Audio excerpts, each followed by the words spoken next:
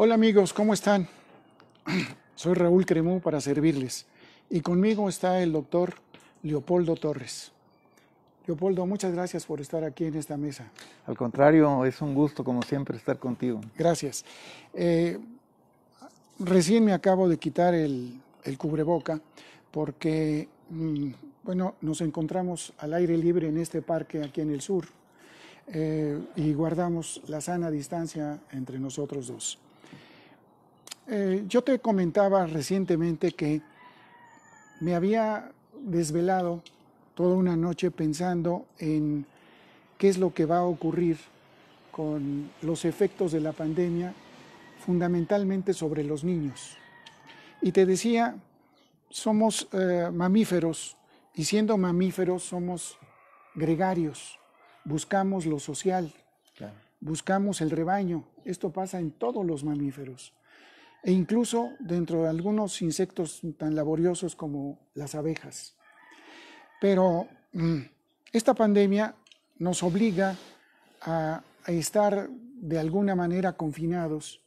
Y si bien como adultos lo entendemos, ¿qué es lo que ocurre con los niños, especialmente tú que eres pediatra, entre los más jóvenes, entre los más chiquitos, digamos de los 2 a los 5 años?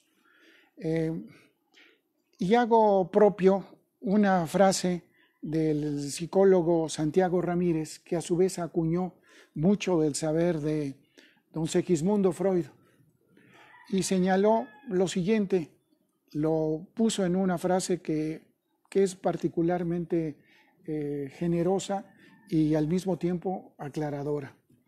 Señala él que infancia es destino. Si en los primeros 5 o 7 años recibes seguridad, recibes cariño, en consecuencia, ya como joven y como adulto, no tendrás problemas en cuanto a seguridad, en cuanto a la condición de tu propia vida. ¿Qué es lo que va a ocurrir en tu carácter de médico psiquiatra con los niños que no entienden qué es lo que está pasando, ven a sus padres todos los días, a todas horas, porque no pueden ir a la escuela, no pueden ir al cine, no pueden ir al circo, no pueden convivir con otros niños? ¿Qué afectaciones futuras prevés tú que se puedan dar?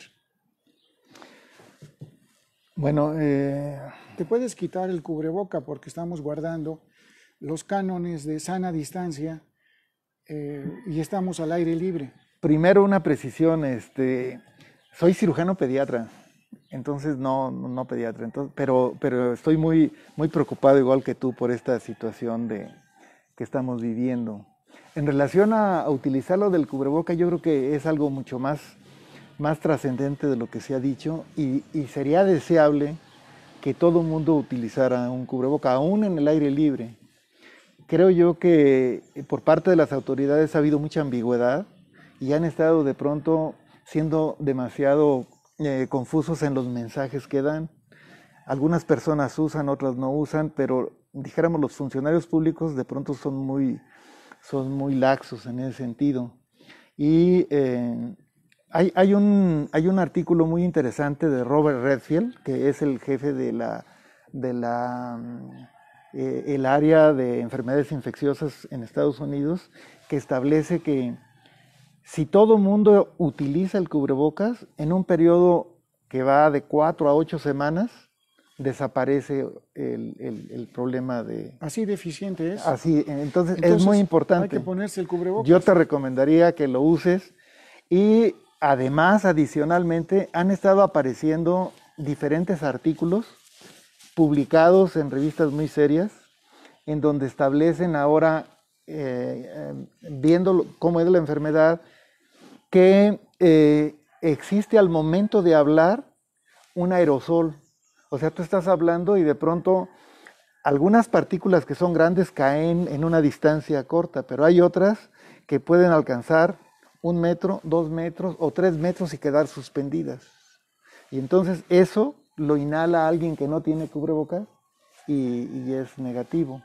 El otro aspecto es que se ha desvirtuado, dicen, es que el cubrebocas no me protege. quizás no te da una protección del 100%, pero hay un aspecto que es muy importante, tú no contaminas a alguien más.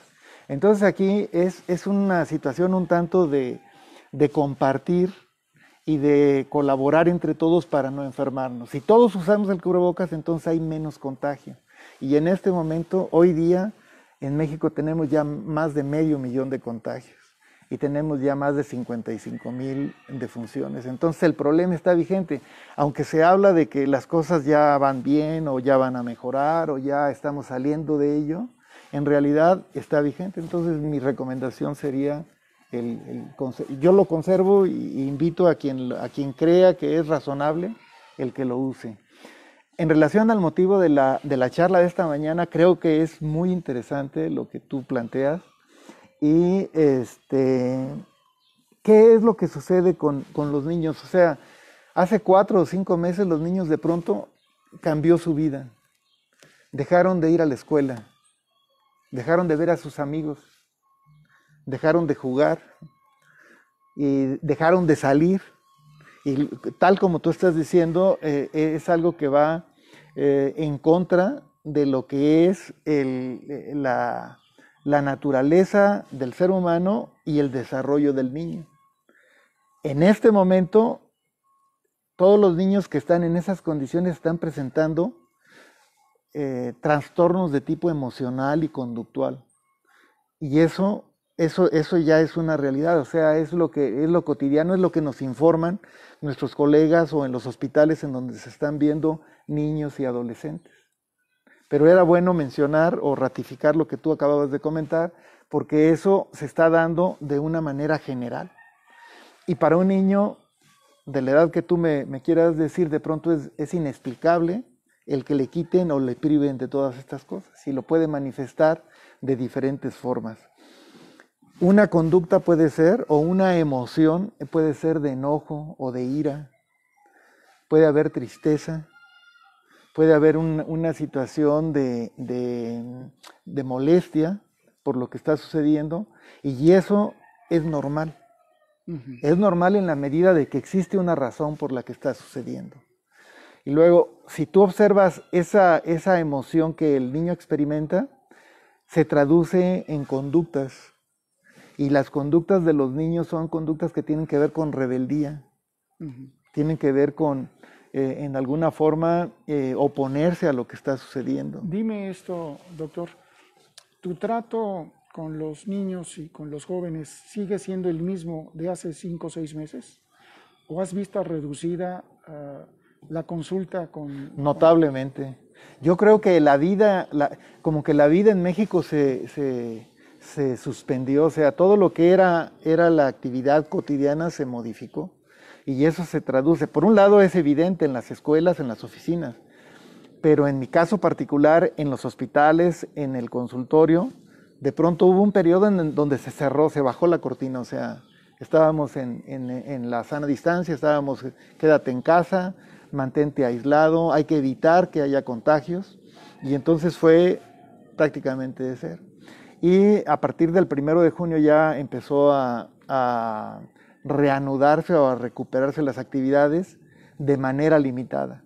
Estamos en agosto y ahora la semana próxima se inician ya las actividades escolares. Sí. Estamos hablando de 40 millones de niños, pero es a distancia, o sea, en casa. Ahora te quiero preguntar con relación a esto de la sana distancia, de prolongarse aún más la condición de aislamiento, de tener que cubrirse el rostro, etcétera.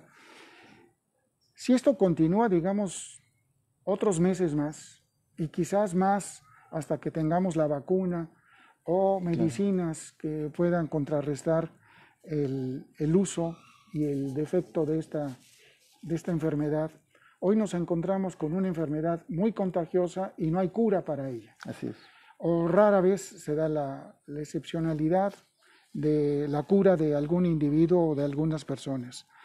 Pero la escuela de niños no va a ser una escuela como la que todos nosotros tuvimos.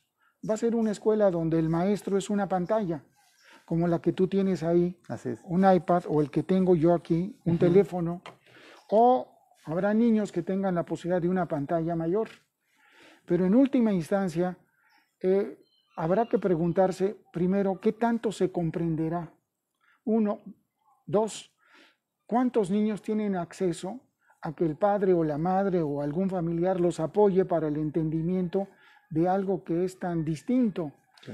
Porque la televisión en México se ha utilizado para entretener, para la diversión, no se ha usado de otra manera. Aunque existe televisión educativa desde hace muchos años, la televisión comercial tenía otros propósitos, justamente el comercio, justamente el lucro. Sí. Ahora el niño que tenga acceso a la televisión se va a encontrar con que hay una novedad y desde tu punto de vista, ¿qué tan fácil, qué tan difícil, qué tan complicado será para un niño solo, poder tener acceso a la educación de esa manera? No estoy hablando de adolescentes, estoy hablando de niños más pequeños, entre 3 y 6 o 7 años. Tu pregunta es, dijéramos, llega al punto crucial en donde existe una duda, ¿no? ¿Qué es lo que va a suceder en un ambiente no diseñado para enseñar? Y la respuesta es tan variable como cada hogar, ¿no? El adaptar un área de diversión y convertirla en un área de trabajo implica un esfuerzo. Entonces se tiene que diseñar, tener un orden en el sentido de que haya disponibilidad de libros, libretas, lápices, colores, todos los aditamentos y que estén en alguna forma obedeciendo a lo que los maestros digan. El compromiso de la Secretaría de Educación es que quien va a transmitir son maestros auténticos y van a tratar de seleccionar a los mejores maestros. Pero esto, hasta donde yo sé, no existe un evento de iguales dimensiones en donde millones de niños van a estar sometidos a esto. Entonces es muy diverso. Existirán casas en las cuales se tienen todos los recursos y vamos a hablar que el 100% de lo que se necesita está disponible. Y habrá casas en las cuales de pronto no todo se dé. Y habrá otras casas en donde pues sean, un cuarto es unifamiliar, o sea, ahí es todo, entonces es muy difícil que lo tengan.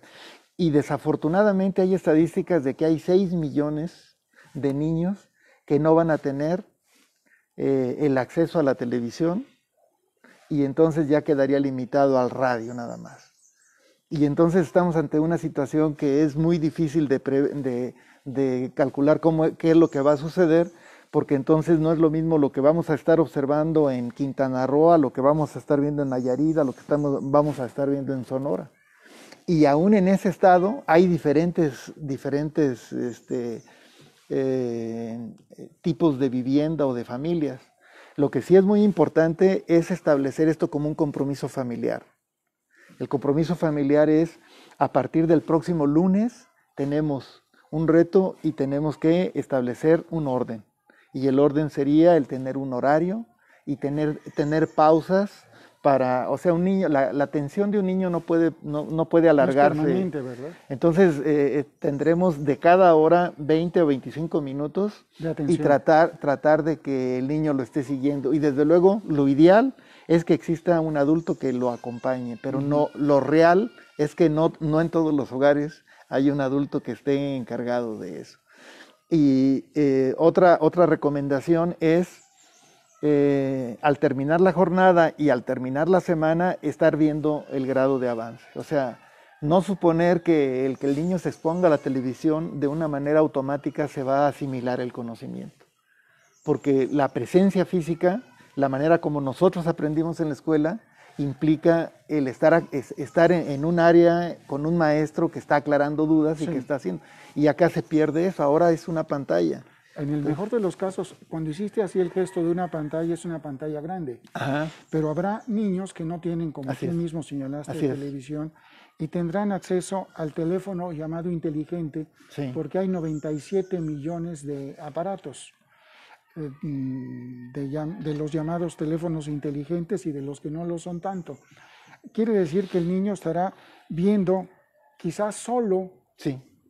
una pequeña pantalla o, en el mejor de los casos, acompañado de la abuela, acompañado de un tío, del padre, de la madre, porque el número de hogares disfuncionales llega a ser verdaderamente impresionante, rebasa la mitad de las parejas Sí. formales. En consecuencia, ahí vamos a tener un problema de asimilación educativa pues muy severo, porque las condiciones no estábamos preparados para esto. No. Y yo te diría que está teniendo consecuencias de todo orden para la especie humana. Por ejemplo, citaré, la literatura estará cambiando. La relación amorosa también será distinta entre los jóvenes. Sí. ¿Cómo relacionarse si tienes que guardar esta distancia y al mismo tiempo tendrás un cubrebocas o quizás un acrílico sobre tu rostro? Sí. Y la desconfianza, no sabes si el otro puede ser un agente contaminador. En consecuencia, la televisión misma, las series de televisión, las películas, la poesía, estarán cambiando en el momento en que tú y yo estamos hablando. Sí. Porque será muy difícil ignorar el paso de esto durante un año. Si todo va bien, suponemos que por diciembre o enero próximo las cosas se alterarán, serán distintas.